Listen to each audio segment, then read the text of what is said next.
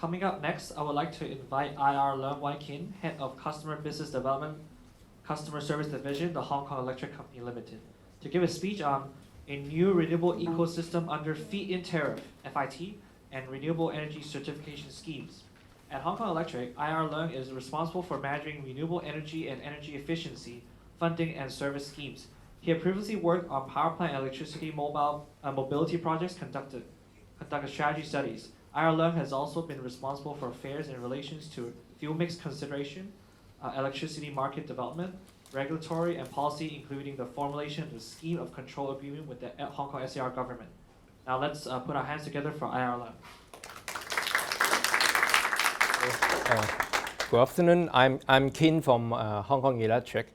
Today I will share some of my views and observations about what is happening in Hong Kong surrounding renewable energy. Okay.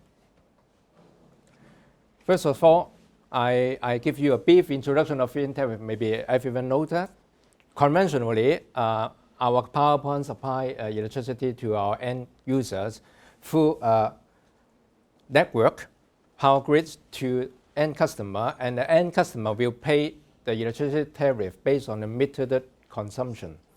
Under the FiT in Tariff scheme, if you have some vacant space or rooftops, you can install solar photovoltaic panel or wind turbine and connect to a grid. We will install a smart meter to measure the outputs from this system, and we will buy all of them at a FiT rate.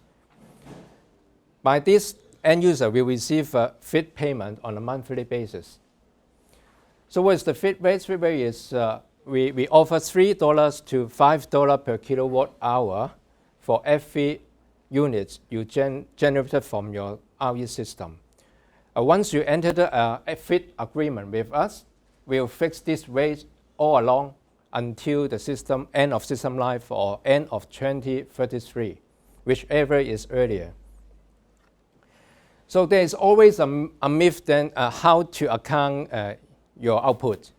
As an engineer, I know that all the output will be consumed right away at your home already. So how we calculate that? Conventionally, we supply the electricity to you from our grid. So you should have a tariff meter at your home. If you want to install a PV system, and then we'll install another smart meter right at the output of the RE system. We'll measure three direction flow of energy. First of all, import from our grid. Second is the PV system output. And the last one is the net export to our grid. So it is a simple mathematics. We calculate the FiT in Tariff payment by measure B, your output, RE output, and times the FiT rate. And this is what you earn. So your consumption is A plus B minus C. We'll work out how much you consume at your home. And we'll charge you the prevailing tariff. This is about $1.2 per kilowatt hour. So if it is a school, during a normal school day, you consume more than the PV system output. Then there will be no net export to our grid, C equal to 0. And according to the formula, then you can work out how much you should pay for your consumption, how much you can earn from your PV output. But during summer vacation, maybe you have some net export to our grid. Then according to the formula, we can work out on a fair basis that how much you can earn, how much you can pay, you should pay for your consumption.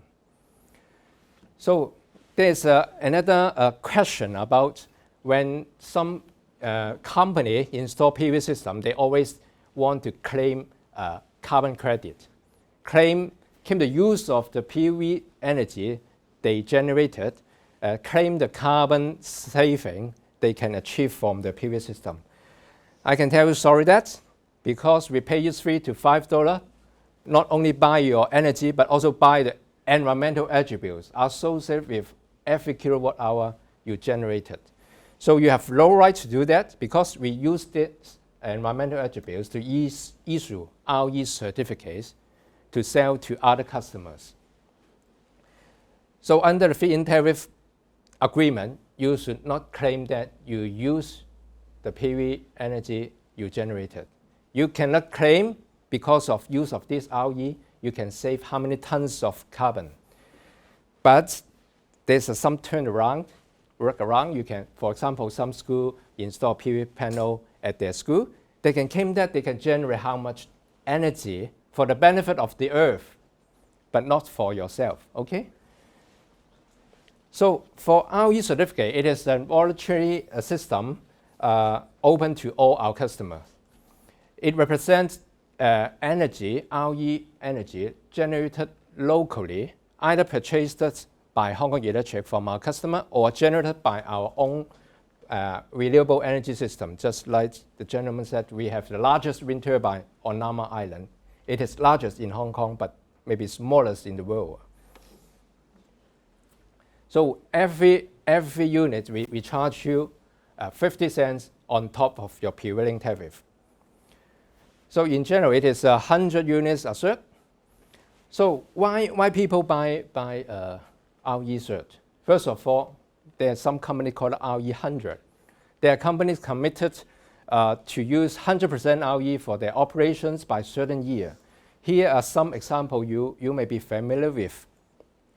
So they are big bands. Second, there is some commercial consideration or listing rule requirement. Emma is over there. They know much more about me, more than me. Is TCFD, something like that. Some buildings want to install PV panel to earn green building credits for certification. Obviously, some are doing good for the earth and support the FiT tariff scheme. So under this, against this backdrop, we are seeing some fundamental changes to local ecosystem. We observe there are 5 factors affecting the development of RE in Hong Kong. First of all, obviously, policy. Here are some overseas examples. When other jurisdictions launch FiT tariff, it is usually at several times of the normal tariff. For Hong Kong, it's about four times. We pay you $5. Our normal tariff is $1.2.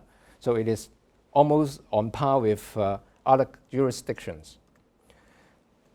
So you can see that in Japan, since the launching of FiT tariff, the number of PV panels, again, there's another reason because of the earthquake.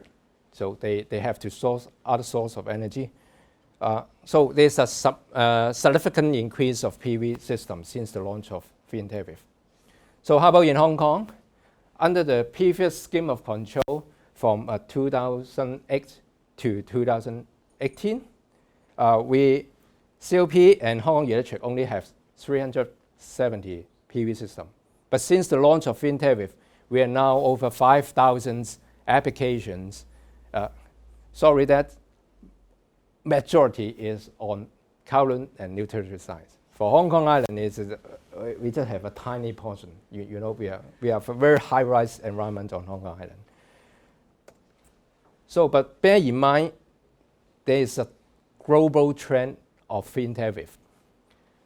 We launch high, but usually they will decrease over the years because the market is growing, the policy is changing because there's no more need to give subsidy to stimulate the market. So looking at overseas markets, the FiT tariff rate will drop over the years. So in Hong Kong, we review with the government every year how much we should pay to our customer under the FiT tariff scheme. So we'll announce later this year how much we will pay to you next year. So here is another example is Japan. You can see there's a drop. So, but be guaranteed, once you enter the agreement with us, we guarantee whole agreement period, it will be fixed. So the earlier you join FiT tariff scheme, the more you can earn. I can say that. So please file more application to us. So the second one is community knowledge. Just like this seminar, my team has already conducted over 150 similar events in the past year, almost every week. So we educate the public the whole process. For example, if you have a rooftop, then first of all, you should do nothing but engage a qualified service provider to assess the solar potential at your rooftop. And then you submit your application form together with other technical drawings or information.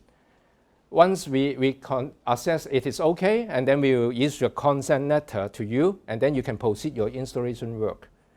And after installation and testing and commissioning, we will dispatch engineers to the site to carry out some witness tests. And if everything is okay, we'll immediately install a smart meter at the site, and we will start paying you feed-in tariff payment. So this is our supply territory. You see there's virtually no vacant land. So that's why we got so little applications. But first of all, you should assess whether you have a rooftop, where it is located, whether behind your building there's a huge mountain, where nearby you have a high-rise building blocking your sunshine. And then ownership, just like other speakers said, whether you rent the roof or you own the roof, whether you want to use your roof for a BBQ party, gardening, enjoy a glass of red wine, okay, or you want to install PV panel all the way and earn some money. So Hong Kong geographically is located in latitude 20 degree and 20 degree north. So the best orientation is 22 degree inclination facing south. But when you install, you should bear in mind that maybe glare and glints to your neighborhood. But William knows that nowadays almost all PV panels are designed with anti-glare design. So some financial matrix for PV system. A typical PV panel is just like me to my nose, 1.6 meter times 1 meter. If you want to install 1 kilowatt system, you need 3 to 4 panels. So it takes you 70 to 100 square feet. Each year, it will generate 1,000 units. And the installation cost is about 30,000 to 50,000 Hong Kong dollar. But we see that it is over-conservative. Because of market competition, we are seeing a big discount of that. Yeah. So based on that, the payback is 6 to 10 years. But we are seeing the trend dropping to even 4 years. So under the FiT tariff scheme, Hong Kong people are very smart. We have developed many business models. The traditional one is cell phone. You have your own roof. You invest in the PV system, and you earn all the FiT payment. The second one is roof leasing. You have a roof. You don't want to install anything, but you want to rent out the roof to a solar contractor to install PV panel. And the PV contractor will pay you rental, and the PV contractor will earn the feed-in payment. The third one is so romantic term is solar leasing. It is nothing more than profit sharing. It just you have a rooftop, you own the solar energy falling on your roof, so you lease out the solar energy to a third party. That's why it's called solar leasing. Actually, it is profit sharing. You can form a JV with the PV contractor, the landlord with the contractor, and then, for example, the PV contractor can invest 100%. The landlord, the rooftop landlord, pay nothing, but earn a small portion of FiT payment. For example, 10% of FiT payment, while the 90% of FiT payment go to the PV contractor. So there's a lot of guidelines, a lot of requirements posted on the EMSD website, government website, and we have a building, we have a structural, we have electrical, but I strongly recommend you that read this one, prepared by EMSD. I see EMSD colleagues over there. It is really a good piece of work. It is a very handy guideline for those who are new to PV system. It outlines all the requirements that you want to install at your rooftop. So if you have any question, you can call power companies and also call EMSD. They have a listed RE contractor list posted on their website. So for the industry know-how, you know William really right. I met him 3 to 4 years ago at a Hong Kong Baptist Youth event. At that time, I can tell you it's less than five contractors doing PV. Nowadays, even some electrician came that I know how to do PV system. Everyone know to install PV system. But actually, it is not exactly the truth. It is not just the electrical system, I can say that. It involves structural design. It involves engineering art of how you lay out your PV panel to harness the most solar energy. It depends on how you distribute your electrical system. So in overseas, there are some kind of certification system, some kind of, you are certified PV installer. But in Hong Kong, we only have registered electrician. So maybe going forward, the government may explore if it is worthwhile to do so. So typically, we have 3 types of PV panels: monocrystalline, polycrystalline, and thin film. And for thin film, there's some flexible thin film, CIGS, CDTE, for example. If you want to know the full name, you can search Google. So typically, they have differences. They have differences in energy, in conversion efficiency. Monocrystalline is mostly commonly used in Hong Kong because of the highest conversion efficiency. But the cost is a little bit higher than polycrystalline.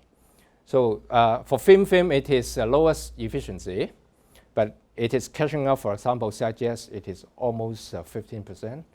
It's lightweight. It can stick on the roof without any support. If you are environmentalist, you also take care about the energy embedded or inside the PV panel. That means how much energy was consumed for the production of one PV panel. So for monocrystalline, it uses more energy.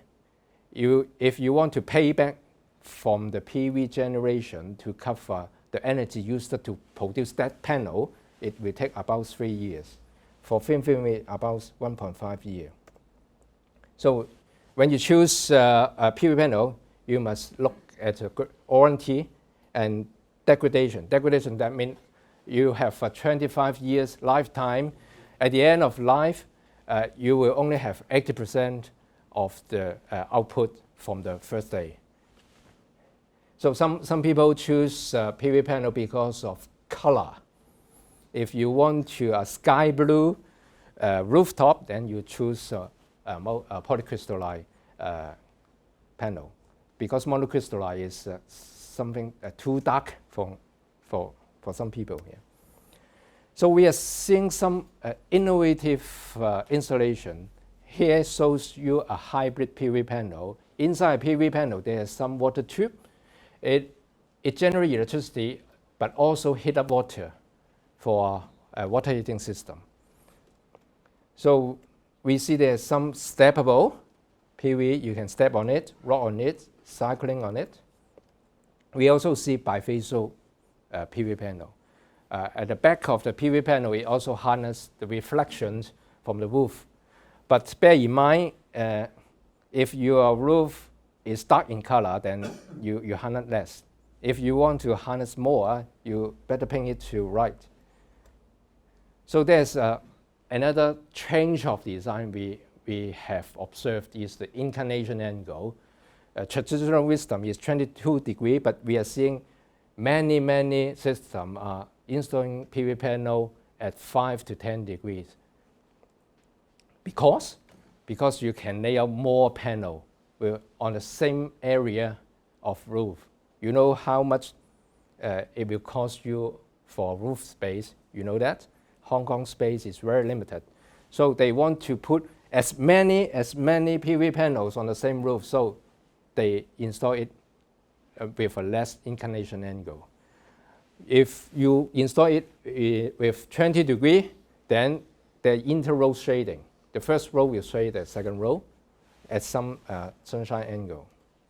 So here is one of the example, Ocean Park, so far our largest system connected to a grid.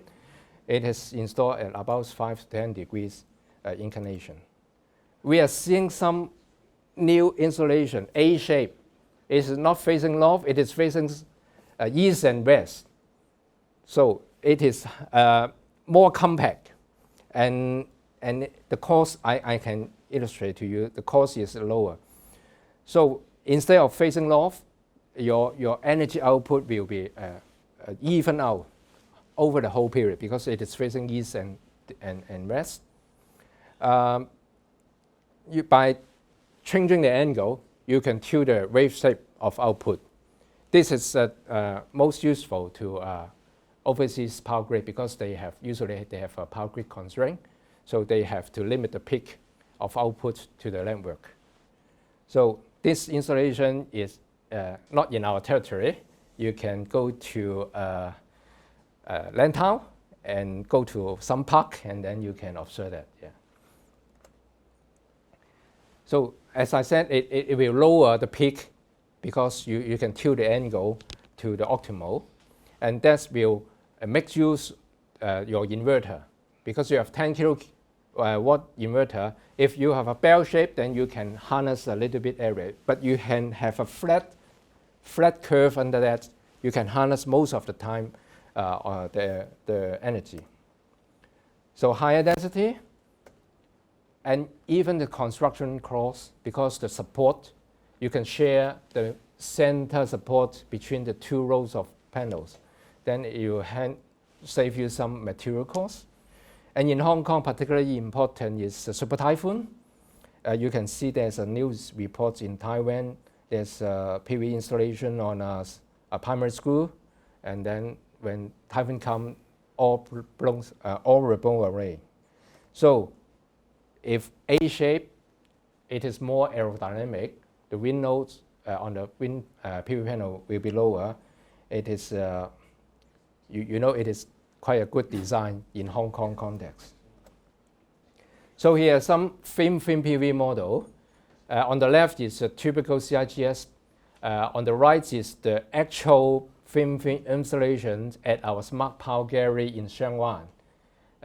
You can, from our hotline, we can arrange some appointment to visit there. So technology, this is a typical landscape of PV technology. You highlight some third generations PV technologies. It is fundamentally different from a silicon-based PV technology. Here, some efficiency growth of the PV technology. You can see that all are going up. Maybe 5 years ago, one panel, PV panel, we are talking about 200 watt. Nowadays, it can be over 400 or close to 400. So the next wave of PV technology, it will be made of organic, non-toxic, abundant materials. They will be transparent, flexible, low cost, and with high efficiency. So some of them are printable, some of them are sprayable, spray on window and then generate energy. So if we look at some international RE agency figures, the installation of PV are growing, but when you look at your left curve, this is the PV panel cost. They are dropping significantly. And this is installation cost. It is also dropping because when the industry know the rule of the game, they know they gain more technical know-how, the whole process will be more efficient and the installation cost will be lower. So last one, maybe debatable, is life cycle management. You know, we are installing more and more PV panel. PV panel has a lifetime of about 25 years. At the end of the life cycle, you have to handle the obsolete PV panels. There comes a race problem, maybe next 2 decades. So for China, it's the #1 country in the world installing the most PV system. So that's why they have waste problem much bigger than other countries. So there's a debate before the tea break. Most of the materials in a PV panel is glass, and then it's aluminum, and then is some polymer and some metal. So actually it can be recycled based on my own research. So there's a different process to recycle silicon-based or thin-film-based PV panel. But unfortunately, only EU has taken it seriously. Only EU has adopted PV-specific waste regulations. Actually, they started as early as 2000s. They mandate some PV manufacturers to bear the cost of recycling. Actually, finally, they have launched a directive. No matter where the PV panels are manufactured, when they are installed in the EU, they have to bear the recycling costs. So typically, all the other jurisdictions, including Hong Kong, I don't know how to classify PV panel waste, maybe typical industrial waste, maybe household waste, I don't know. So we have to take it seriously when we install more PV panels and they all come to end of life in some day. So concluding remark, we are seeing very positive response to the FiT tariff rate. That's why William will be making more and more money. Just a joke, just a joke. Hiring more Yeah. So actually, it's a strong catalyst, not just the market size, but also the technical know-how for engineering staff in Hong Kong.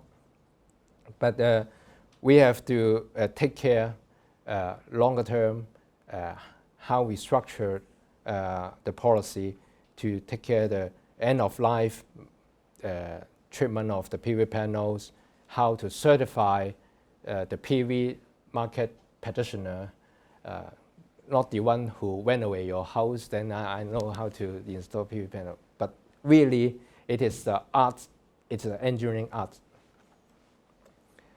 And I strongly believe with the advance of technology, we will have a brighter future. That's end my presentation. Thank you.